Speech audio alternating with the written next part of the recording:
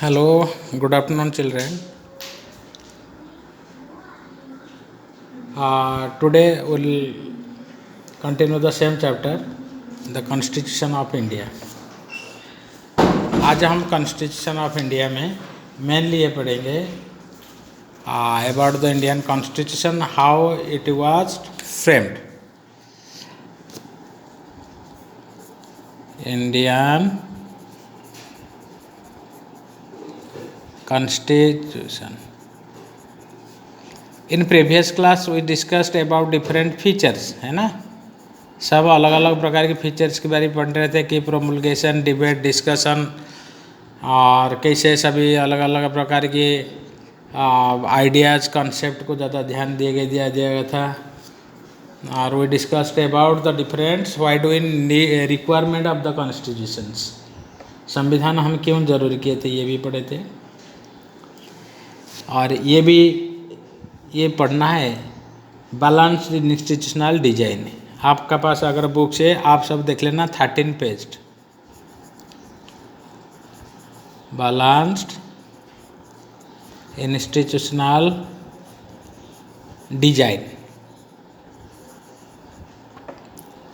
You know, institution means here the democratic institutions.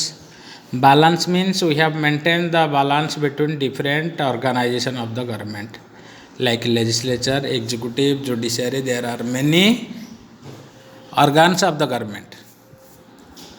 और ये सब organs के गवर्नमेंट में हम एक प्रकार के बैलेंस मेंटेन करते हैं। कब बैलेंस मेंटेन करते हैं? In relation to power distribution. Power distribution class 10th में बेटा आपकी याद होगा, हम पढ़ रहे थे horizontal and vertical power sharing. Power sharing chapter में याद है आपकी, horizontal verticals. Power is shared among different levels of government, central government और बताओ state government and local government. इसको वर्टिकली हॉरिजॉन्टली कहते हैं। यह था वर्टिकल पावर शेयरिंग। और हम एक पढ़ रहे थे हॉरिजॉन्टल, याद होगा, हॉरिजॉन्टल पावर शेयरिंग। ये क्या है? Power is distributed among different organs of government. You know what do mean by organs? Legislature, executive and judiciary. याद है? They are 3 organs of government. Government जो बनता है it is composed of 3 organs. 3 organs are integral part of the government of any countries. ऐसे होता है कोई country में बेटा लेजिस्लेचर को नेग्लेक्ट कर लेते, कोई कंट्री में जुडिशरी को भी ब्लॉकेट कर देते, और कोई कंट्री में मिलिट्री के एक पार्ट कर देते। But that is not matter. The democratically setup में these are the integral part of components organs of government, legislature, executive और जुडिशरी। हमारा संविधान में भी हमें सभी जो डेमोक्रेटिक इंस्टीट्यूशन के बीच में अच्छी तरफ से बैलेंस रख लेते हैं। ये बैलेंस मतलब पर्टिकुलर गवर्नमेंट के पास, पर्टिकुलर संस्था के पास, पर्टिकुलर इंस्टीट्यूशन के पास पावर सेंट्रलाइज नहीं होना चाहिए। Power should not be centralised.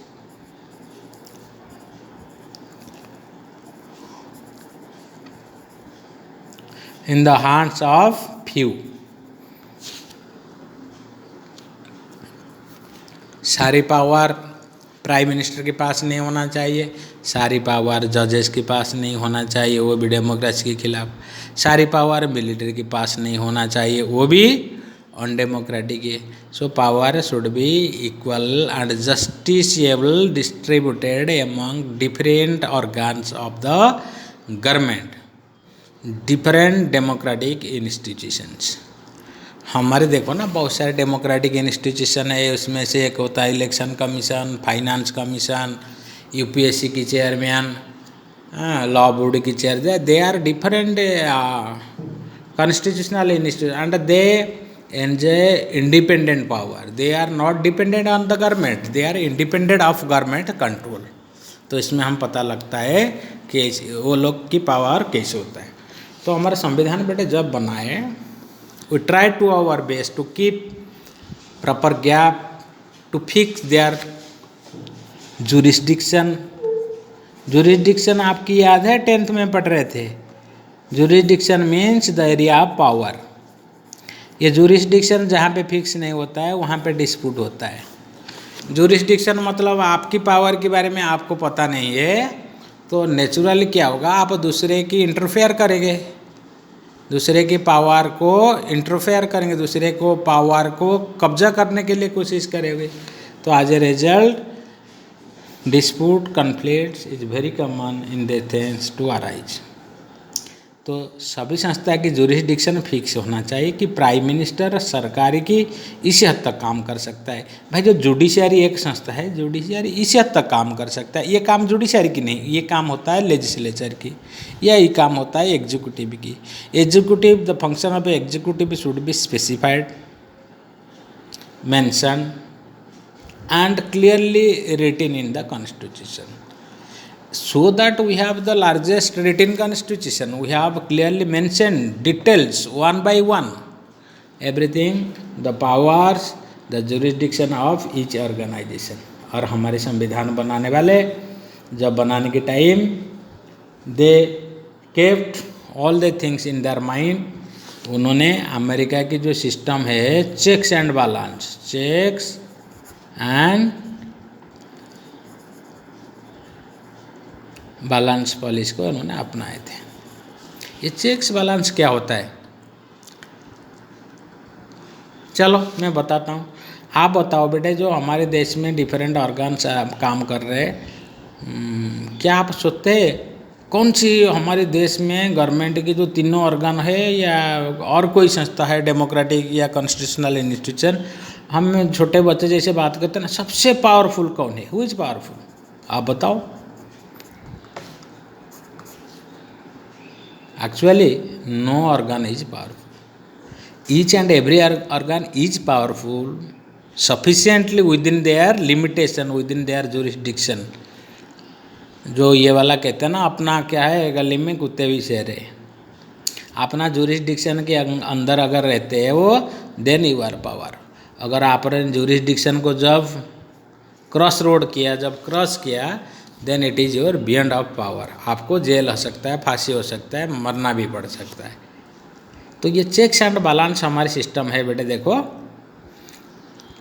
Literally अगर हम कहेंगे देश की पीएम बड़ा है, बहुत पावरफुल है, बिकॉज डायरेक्टली इलेक्टेड, कुछ भी कर सकता है. कर सकते हैं क्या, very hard to do practically. कोई लोग कहते हैं भाई जजेस तो कुछ भी कर सकते हैं, सुप्रीम कोर्ट कुछ भी कर सकता है, प्राइम मिनिस्टर को डांट सकता है, प्राइम मिनिस्टर को रिजेक्ट कर सकता है. इधर एक है पार्लियामेंट को कि लॉ पास होने, जो पास होता है पार्लियामेंट की लॉ, उसी को भी नूलिफाइड कर सकता है, उसको भी डिस्क्वालीफाई कर सकता है, कैंसिल कर सकता है. तो कुछ लोग कहते हैं कि भाई ये जजेस बड़े लोग होते हैं. अरे जजेस क्या है, पार्लियामेंटर वाला इसे लॉ बना देंगे कि जजेस की पावर को भी कम कर सकते हैं. They can make laws as such type of laws, legal matters are not within the power of judges or judiciary. तो जजेस की पावर कौन कम कर सकता है, पार्लियामेंट. जजेस को सस्पेंड कौन कर सकता है, पार्लियामेंट कर सकता है. और तो दे आर, आप देख सकते हो दे आर इंटरडिपेंडेंट. पावर की बात करते हैं, एक दूसरे को चेक्स करते हैं. जज वाले पार्लियामेंट को, पार्लियामेंट वाला जज को, प्राइम मिनिस्टर को, प्राइम मिनिस्टर भी ये देखता है भाई ये क्या कर रहा है, और उनको भी मतलब तीनों संस्था चेक्स एंड बैलेंस पॉलिसी के तहत एक दूसरे के ऊपर नज़र रखते हैं और इसी प्रकार की डेमोक्रेटिक बैलेंस को मेंटेन करते हैं. This is known as the democratic balance, checks and balance. तो हमारी जो हुआ था, we gave priority to the horizontal fragmentation of powers among different institutions, among different organs of government like legislature, executive, judiciary. Fragmenting means division of power. And broadly speaking, we inherited, we imported, we adopted our policy of American policy, that is checks and balance, which facilitate the success of Indian constitution. आपने कई बार सुना होगा supreme court की इस सरकार की step को भी ब्लेम करता है, फटकार लगाती है, ऑर्डर देता है 5 तारीख के अंदर, 5 दिन के अंदर ये फाइल रिपोर्ट हो जाना चाहिए। This is all about. चलो ये ज़्यादा हो गया। आज हम पढ़ेंगे how the Indian constitution was formed. Main topic है आज की, how was the Indian constitution formed. Formed मतलब बना कैसे गया, हाउ इट वाज मेड। सभी लोग आप लोग जानते हैं संविधान हमारी एक हमारे देश के एक इंडिजीनियस असेंबली, हमारी एक देशी सभा बना गया था। ब्रिटिश लोग तो छोड़ के जा रहे थे, तो हमारे देश को हम आपने कैसे शासन करेंगे, इसलिए हम क्या बनाए थे, constituent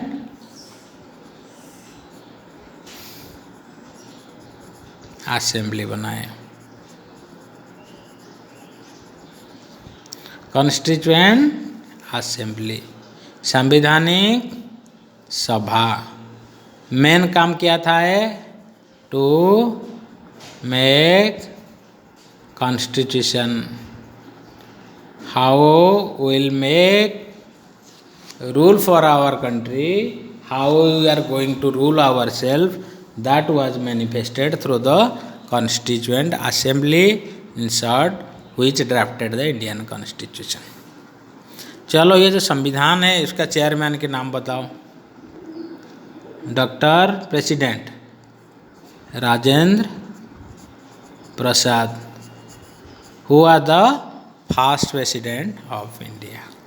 doctor Rajendra Prasad was the president of constituent assembly. और ये कॉन्स्टिट्यूएंट असेंबली की बेटा एक छोटा पार्ट था जिसको हम कहते हैं ड्राफ्टिंग कमेटी, डीसी।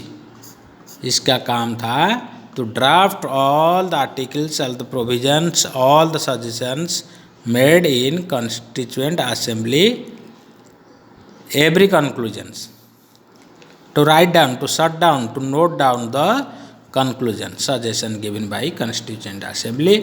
इनका काम सिर्फ लिखना था कि constituent assembly क्या बना रहे। इसकी जिसका चेयरमैन कौन थे, doctor B R Ambedkar. B R Ambedkar was the chairman of drafting committee. इतना तो हम अच्छे से जानते हैं।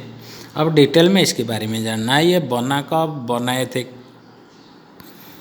कौन बनाया था, कितने मेंबर था, ये मेंबर कहाँ से आए थे, क्या उसी टाइम इलेक्शन हुआ था या नहीं हुआ था, ब्रिटिश रोल की कुछ रोल था, या ब्रिटिशर के दबाव में आके हम संविधान बनाए थे, या हमारे इंडिजीनियस इफर्ट से संविधान बना था, ये डिटेल देखना है।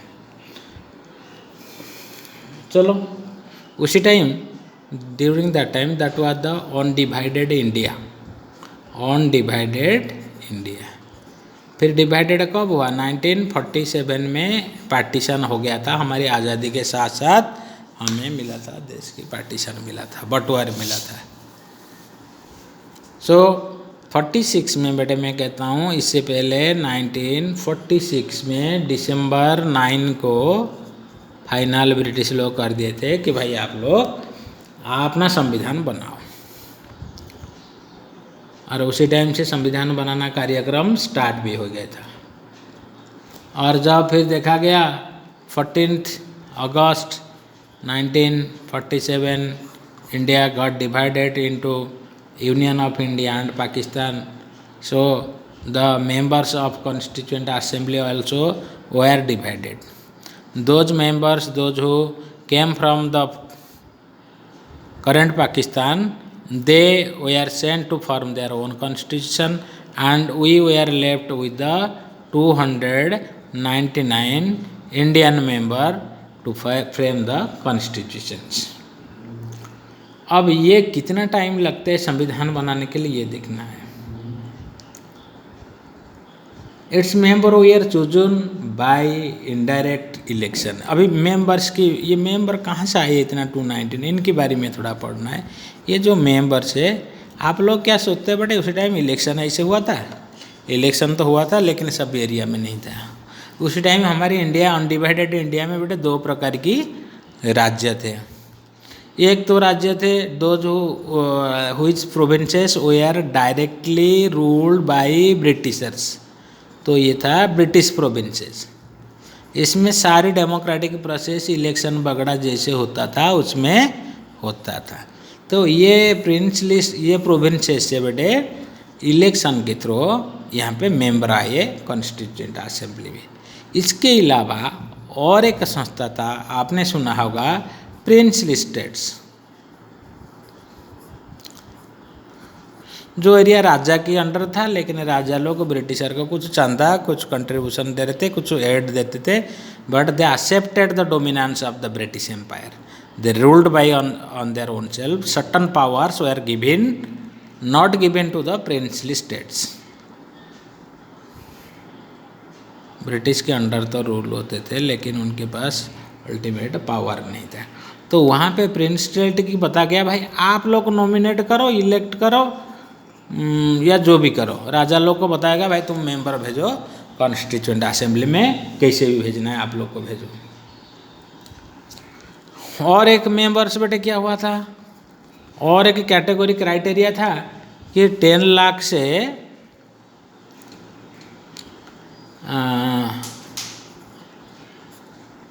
एक रिप्रेजेंटेटिव आएगा। कहाँ पे? रिप्रेजेंटेटिव कॉन्स्टिट्यूएंट में, कॉन्स्टिट्यूएंट असेंबली में आएगा 10 लाख मेंबर से। It was clearly seats were according to the proportional to the population of an area. And next criteria was each provinces were distributed into 3 main communities. communities vote की हम बात करते, communities मतलब Hindu community, Muslims, Hindu को तो चलो add नहीं हुआ था, मोस्टली मुस्लिम, सिख और जनरल, ये तीनों कम्युनिटी मतलब उसी टाइम भी कम्युनिटी की भी ध्यान दिया जाता था, उनकी इंटरेस्ट को भी ध्यान दिया जाता था, उनकी रिप्रेजेंटेशन को एक प्रकार की गारंटी दिया जाता था। इन प्रोविंशियल लेजिस्लेटिव असेंबली जो इंडिया डायरेक्टली में कह रहा था ब्रिटिश लोग के अंडर था, the method of their election was held, वहाँ से नेता इलेक्शन होके आ रहे थे, but the method was proportional representation with single transferable vote, यानी कि अभी जैसे हमारी राज्यसभा के लिए जैसे इलेक्शन होता है, हर स्टेट भेजते राज्यसभा मेंबर, ठीक है, उसी सिस्टम से वहाँ पे प्रोविजनल दो असेंबली थे, उसी असेंबली से इसी प्रकार के मेंबर आए थे।